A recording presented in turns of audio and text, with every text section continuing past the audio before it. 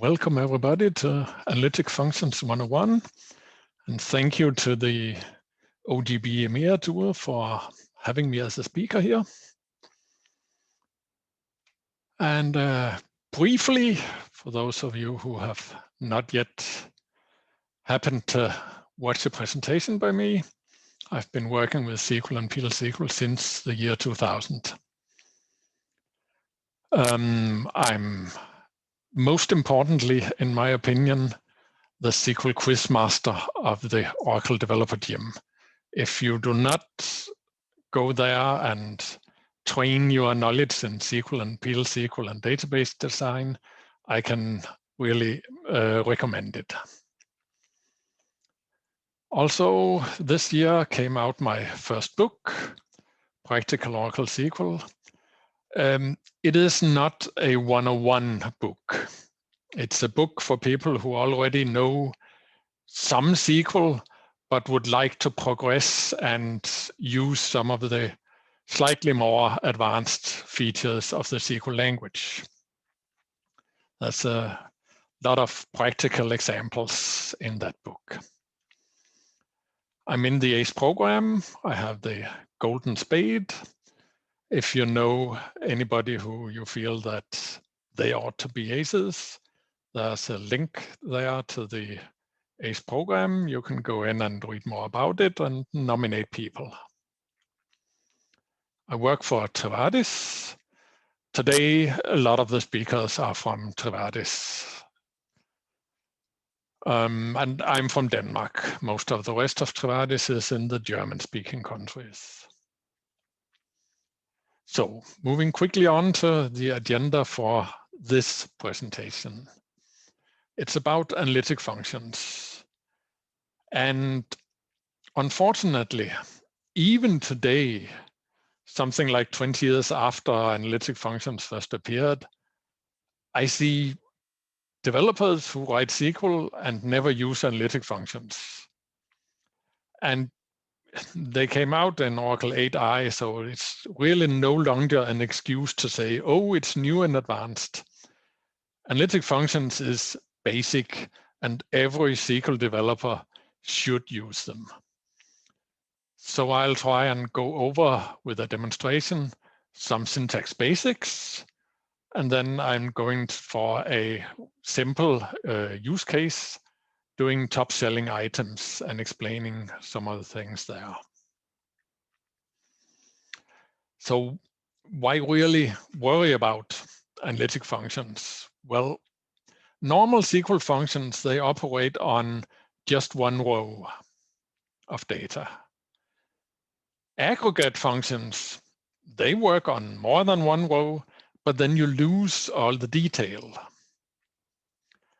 So for every situation where you need both the details and also subtotals or ranks or ratios or comparisons between rows, you could, of course, pull out the data to your client, put it in some arrays, and here I include PL/SQL as a client.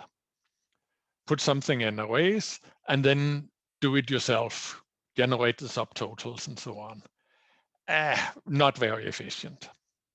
You can also write SQL with scalar subqueries and query the same data over and over again. That's, again, not the most efficient way. And then you have the analytic functions that allow you to operate across the entire result set and can be much, much, much more efficient than the other two methods. How do you recognize an analytic function?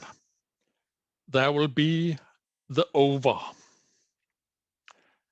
So the first part of it, analytic function with some arguments, that's pretty much, some analytic functions are only analytic functions, others exist both as aggregates and analytics.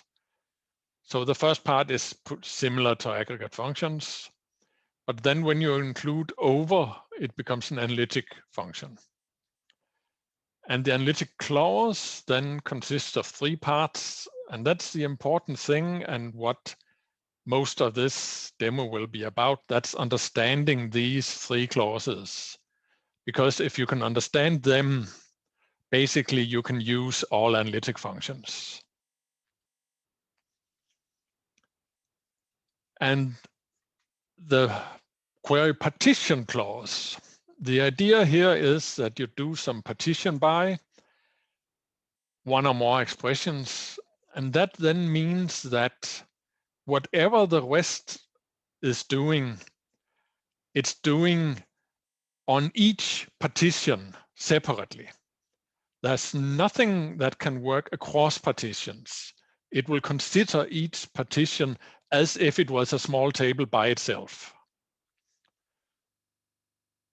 Then we have the order by.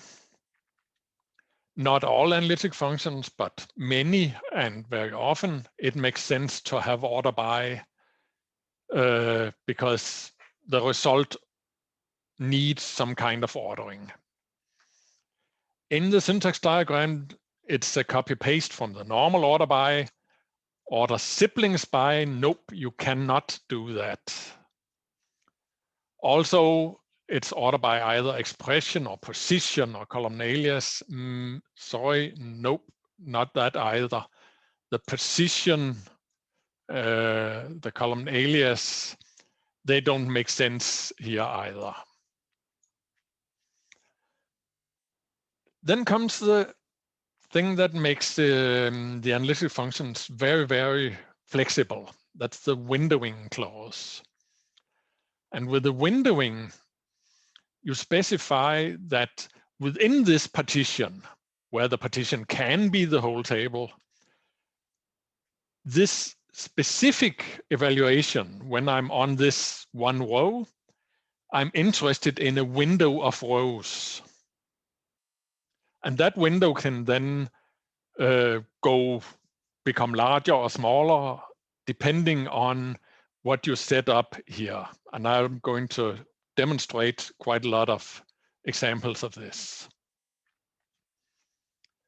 So the idea is that when the SQL engine is outputting rows here, it has output James, it has output Martin.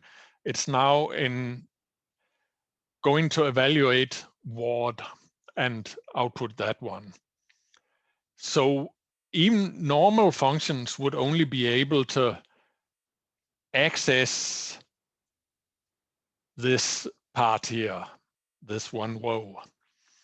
But if you use the analytic function lag, for example, you can be on this row and access a row before.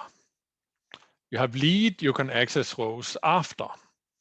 Not just one row, but how many rows after or before you want. Both the lag and lead can do that. You can find the first value or the last value in the partition or in the window. You can make all of the rows have a consecutive number if that's what you want. You can make a rolling sum. We'll see several examples of this. You can do a sum within plus or minus 200 of the same value. Or you can do a grand total sum, many different ways. And the trick there is to know the windowing. Choose which of the rows. For example, if you do a sum simply over and then empty parentheses, that means no partition by and no window. So that's the entire table. So therefore, that sum will be the sum of all of them. You can do the partition by, where you then get a sum of each partition.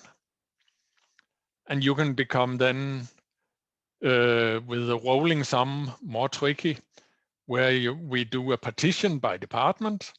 We order it by the alphabetic value of the ename.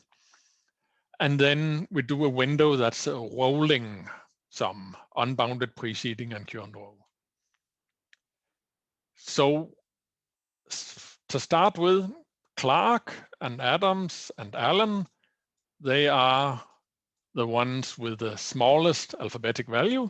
So their salary we start with. Then we come the alphabetical next one and add it. So here, these two are added together to produce that one. And so on, and so on, and so on. So that was a brief overview. Some of it I'll repeat and then add some more here in demo 1, where we do the basics of the syntax. And my basis is a very simple query on scott.emp. And I presume most of you have seen these data before. Our 3 departments, several employees, and some salaries. And in this demo, I'm concentrating only on the sum function, because what I'm demonstrating is the 3 clauses, the partition by, the order by, and the windowing clause. And they all work the same for all of the analytic functions. Sum is an easy one to understand it by. So as I showed on the slide, we can do a grand total with simply having empty parentheses after the over clause. Sorry, I should not have it marked here. And this is then the difference with the analytic function compared to aggregate functions. I'm getting here this value that is the sum of all of these. But I'm not losing the detail. I'm still getting all 14 rows, and this grand total is simply repeated all the way down. If I add my partition clause by the department number, I now have that the sum of these will be here, and the sum of these will be here, and so on. Pretty simple with the grand total and subtotals. And then let's try to add a window. So we remove the partition again, and then use a window that's a very common window, rows between unbounded preceding and current row. Now, for such a window, it only makes sense if you have an ordering. So window clause you cannot specify alone, you must have an order by clause. So I'm ordering by salary here, all of the rows. I'm doing the same order by for the query itself. And we have here salary in order by salary. And the sum then add the 950, add the 1100, and so on. Rolling sum or cumulative sum or accumulated. There are several words that cover the same thing. A nice thing that you can utilize a lot when you work with analytic functions is that this order by within the analytic function does not have to be the same order by as the output. So for example, when I execute this one, I'm now outputting by department, and then within each department, I'm outputting in salary order. But my analytic function, the rolling total, is just ordered by salary. So I'm still getting that Smith 800, then James was number 2, so 1750 here. Just the values here are the same as before, even though the total output, I have jumbled it around. Now I can, of course, combine all 3 clauses. I can do a partition by, and then order by and window clause. And if I do it like that, I get my rolling sum 1300 plus 2450 plus 5000. And then in the second partition, I start from scratch again. And in the third partition, I start from scratch once more.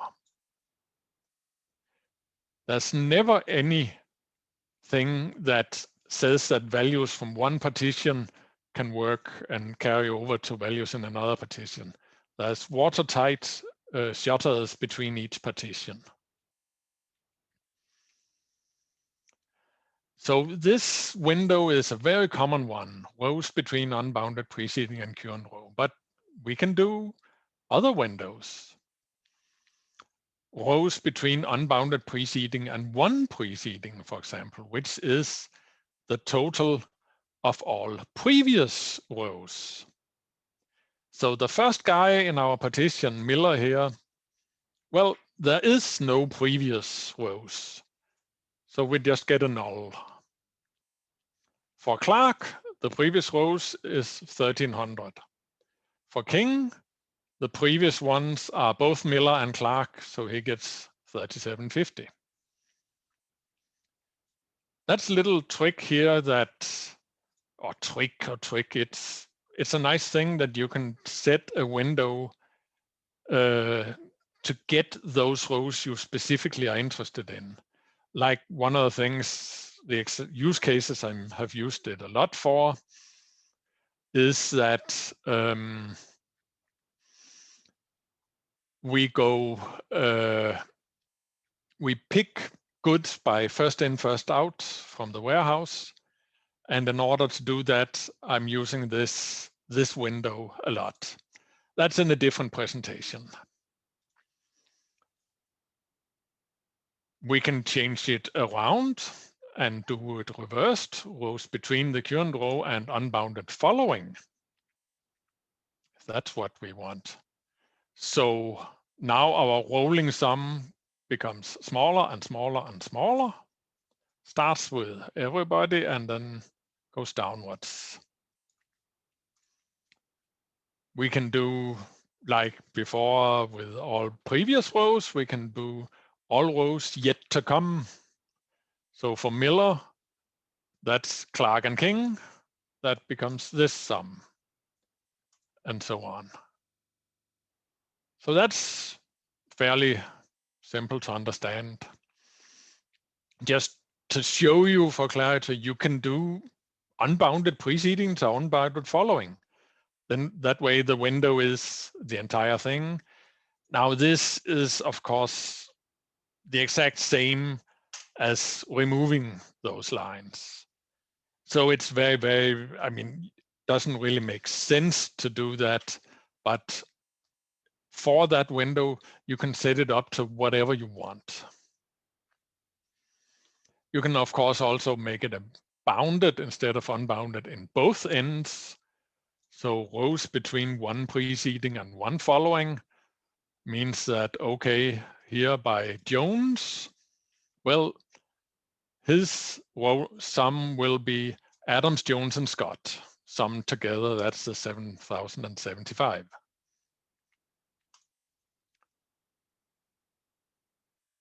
If you remember the syntax diagram, there's a difference rows between and range between. Those were the two possibilities. Here's a rows, and here we put range.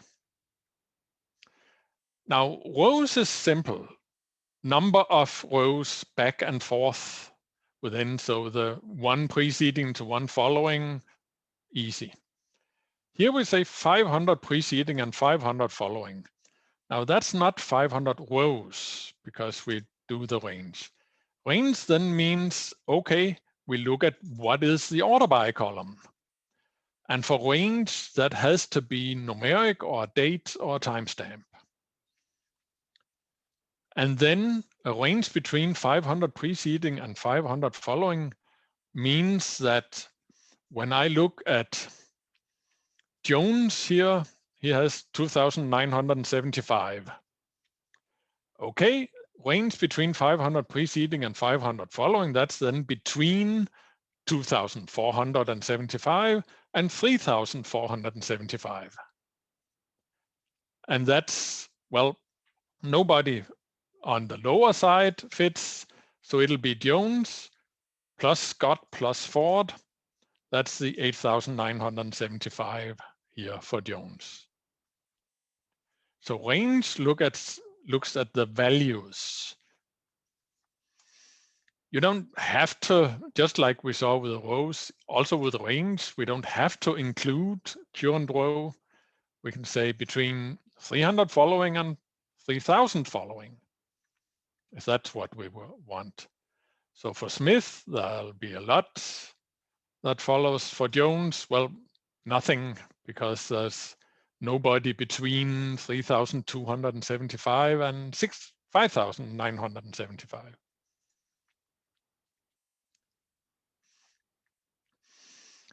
Now let's look at one that I see a lot of mistakes happening.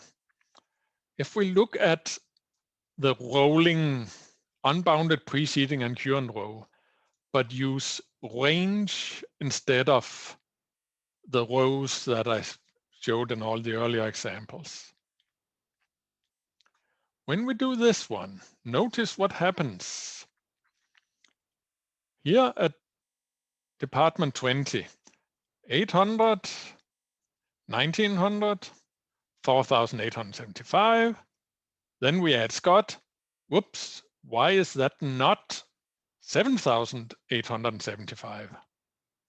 That's because the range between looks at values. So unbounded preceding and current row. That means for Scott, from salary minus infinity to salary 3,000 including. And Ford also has 3,000. So for Scott, this rolling sum will actually include also the row after.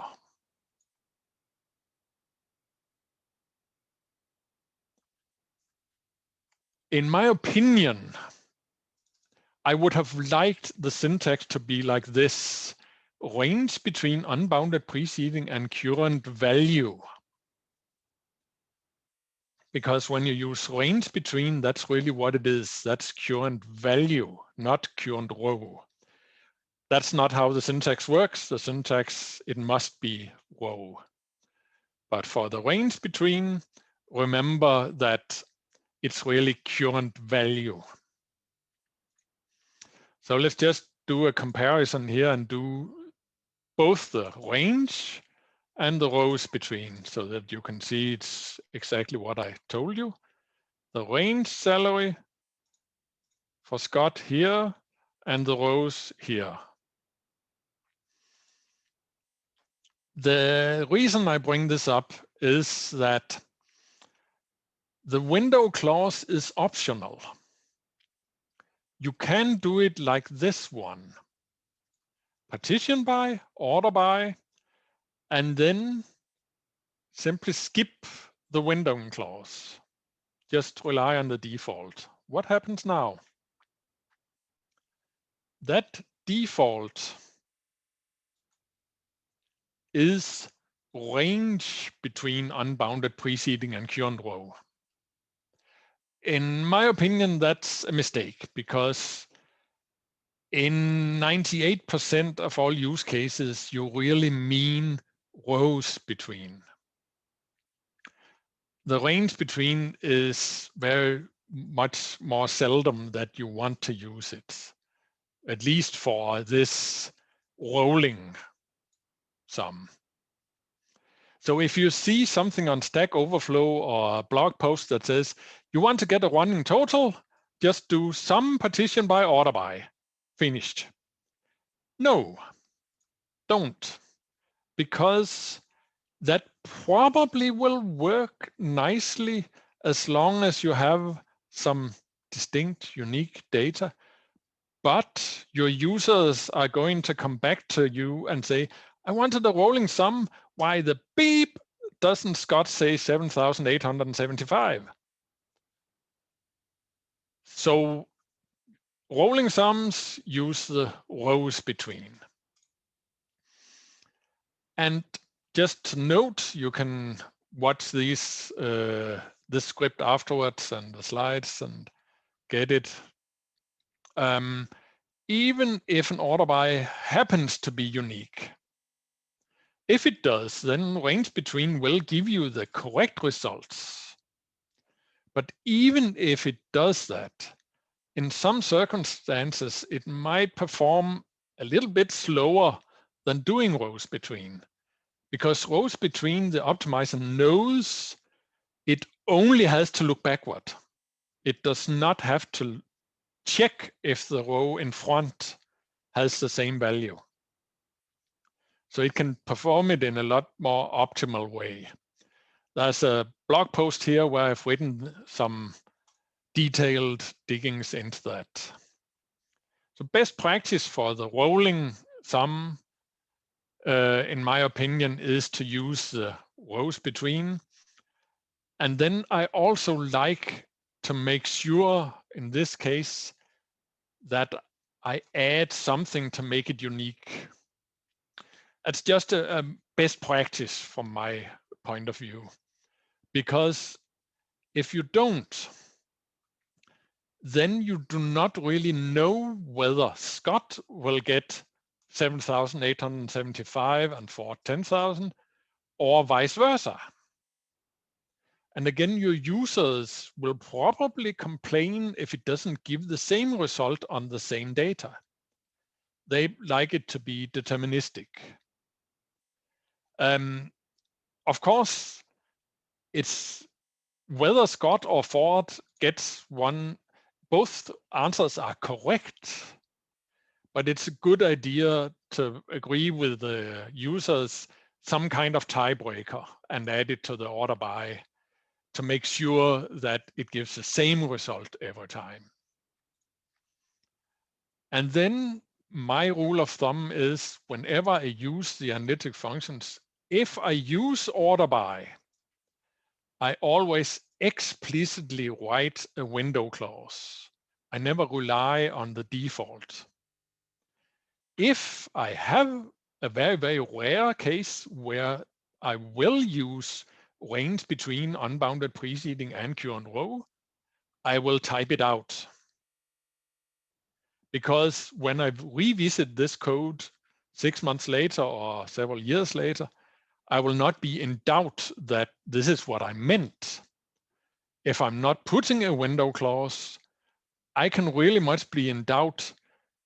Did I actually mean rows between unbounded preceding, or did I actually intend to use the default? So yeah, I know it's a little pet peeve of mine, but don't use that default window clause because it's, in my opinion, a bad clause. End of the first demo. So let's just move back here and move on to a use case rather than simply walking through a lot of Scott.emp. A classic task for a programmer is to show a top 3, not necessarily just top 3 of everything, but top 3 per product group or per customer country or whatever. And also, I'd like in that report to have how big a percentage did they sell out of the total. So these are the things that analytic functions make it really easy. Moving on to demo 2. Demo 2. I create a table of some items, and I create a table that'll contain monthly sales for those items. So I insert 5 items in an auto group and 5 items in a mobile group. And I then insert some monthly sales data for some of the items and some of the different months of 2019.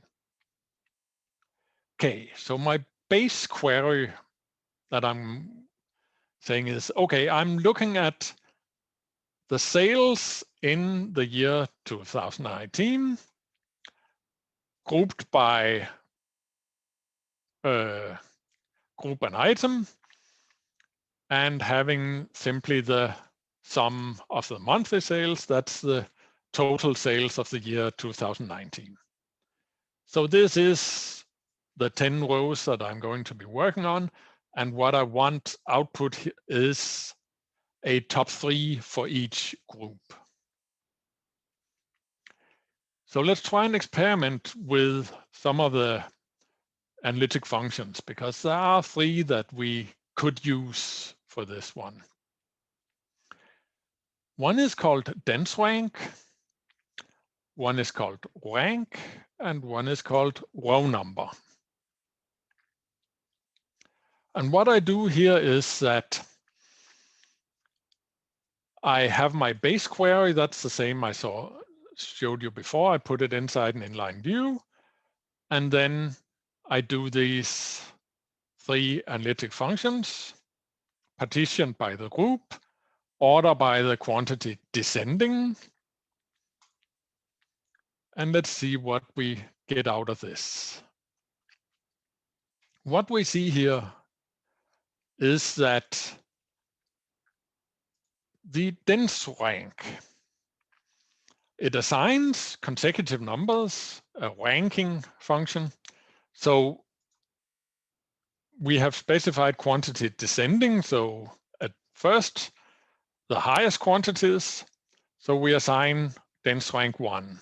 The next one has the same. There's a tie, so it also gets dense rank 1.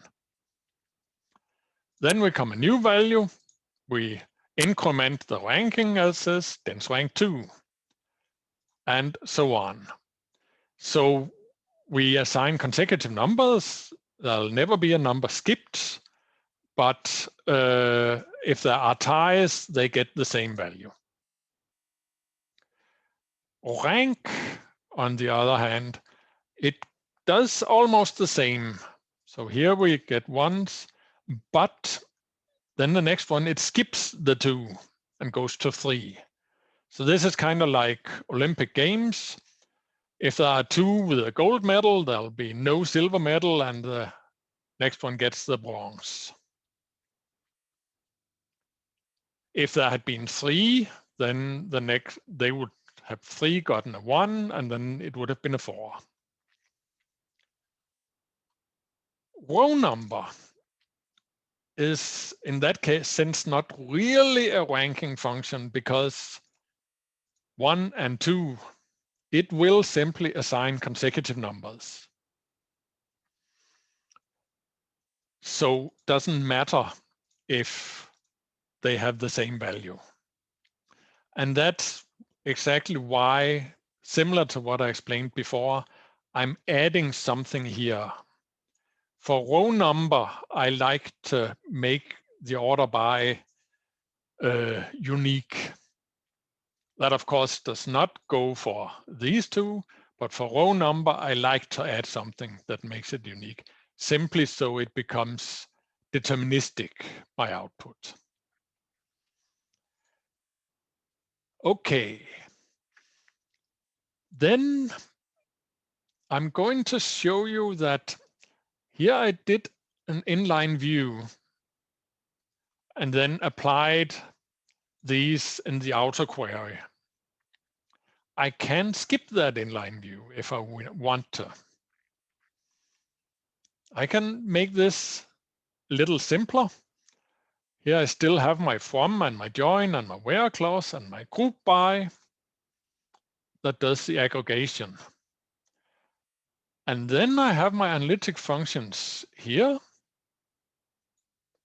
And what I use now is my aggregate function. The result of that I use inside here. The reason is the way, the order in which things are evaluated.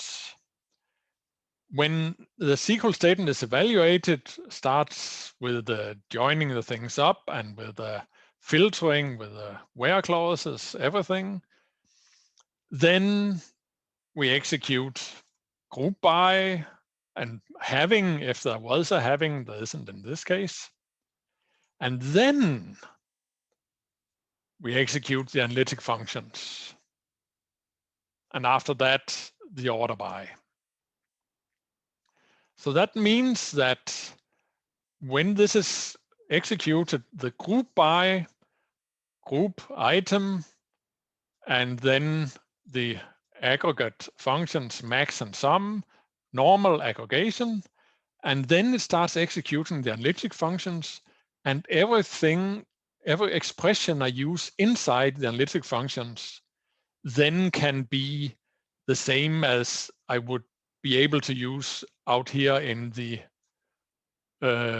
normal columns I'm selecting. So I can use sum as quantity. Of course, I cannot use then, for example, I.name, because that is not a group by expression. I'm going to get the error, not a group by expression. I could use min I.name. It wouldn't make sense here, but that would be possible. And why would you do that instead of doing the inline view up here? That's a bit easier to read, perhaps. One of the reasons is that, as I explained, the analytic functions are executed almost just before the order by, as late as possible. That means you cannot put analytic functions inside the where clause. That's not possible. So when we want to make a top 3, we cannot put where and then put the analytic function inside the where clause. There we need to take the query from above, put that inside an inline view, and then put the where clause in the outer query. So here I do with the rank and get myself a top 3 by filtering that rank must be less than or equal to 3. So then maybe the user is going to say, but I'm getting now 7 rows output. I'd expect 2 times 3, that's 6 rows. Well, that's because here these two eye gloves and cover sell the same quantity, so they both have a dense rank of 3. Now that's where you need to discuss with your user what kind of top n is he actually looking for. Because you could also do the rank would probably be a typical one. That's like the Olympic Games. So the top 3 is those that get to be to get a medal, either gold, silver, or bronze. And in the Olympics, there can also be that sometimes 2 get a bronze medal. But you could also choose to use that dense rank instead of rank. With dense rank, I now get 8. Now I'm getting 4 up here, and I'm also getting the 4 in the other group. And that's because I'm no longer skipping the silver medal. I get 1, 1, 2, 3. This one you can think of, that's not a top 3 measured in rows. That's give me everybody who had the top 3 values. And that way it makes sense that I'm getting 8 rows, or I could get 6 rows, I could get 8 rows, I could get a lot, because I'm getting everybody with the top 3 values. The last one, if I used row number instead, then I actually only get 6. With row number, I'm certain that I'm getting 3 rows for each partition, for each product or group. Now the thing to explain to your user is that if that's what you want, then there happens to be 2 items here that have sold 28. Do you want to see eye gloves or do you want to see cover? Because they are the 2 options you have. And then the user will have to decide, okay, then give me the one with the lowest item number. And you put that in here in the order by as a tiebreaker. So this way, with these 3 analytic functions, you have 3 possibilities. You can ask your user, do you want it the Olympic way? Do you want to see the top 3 values? Or do you want to see exactly top 3 rows? And then you need to decide what to do about ties.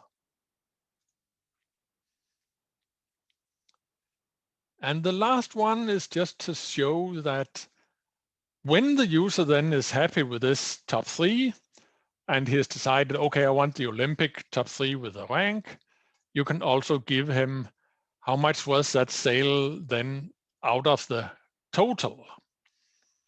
Now you could do that with analytic function sum and analytic function count and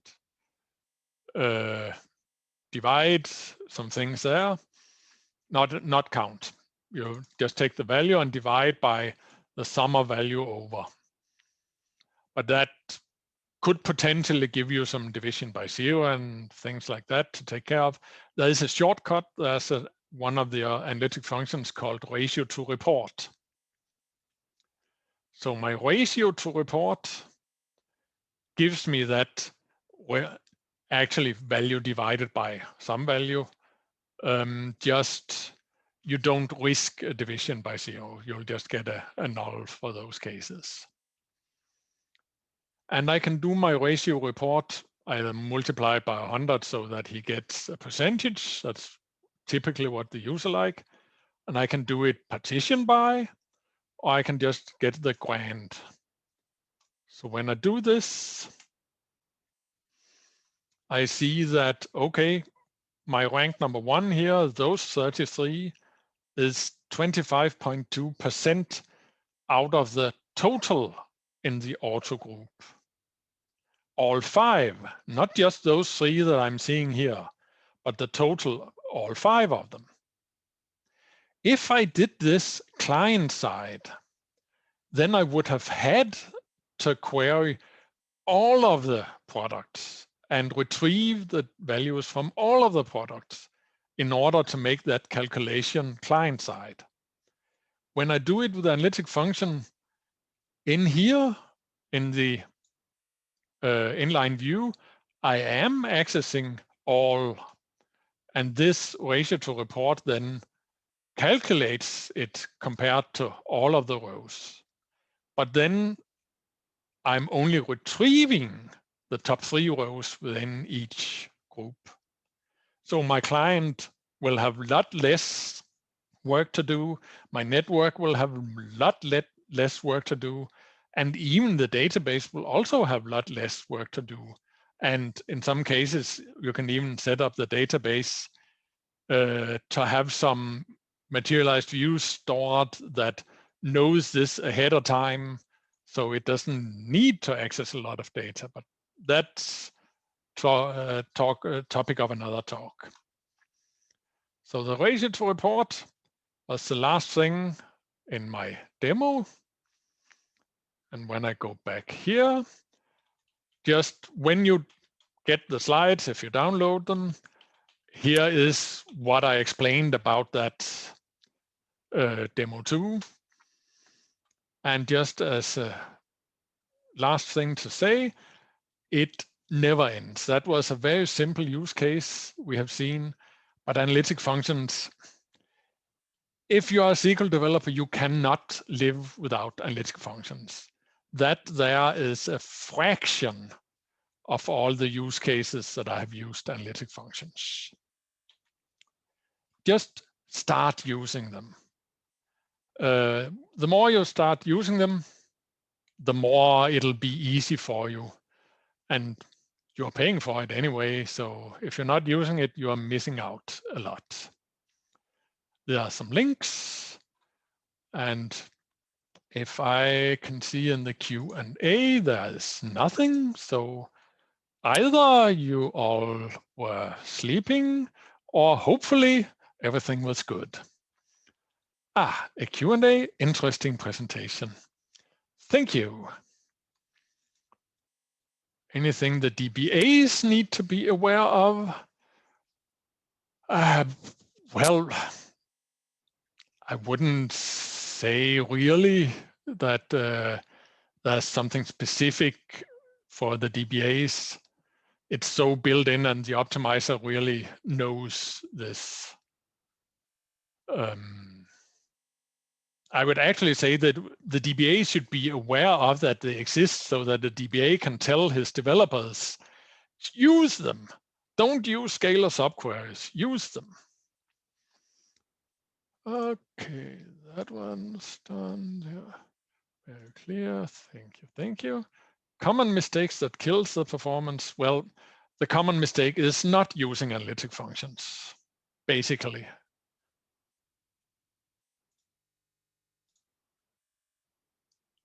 And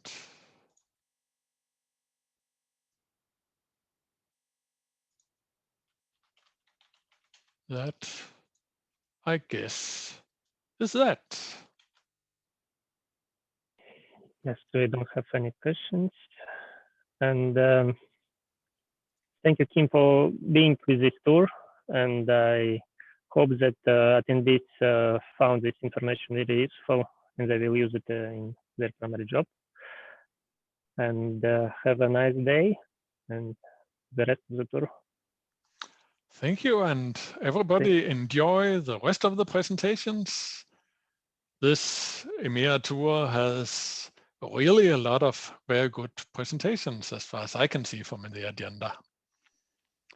Enjoy your day.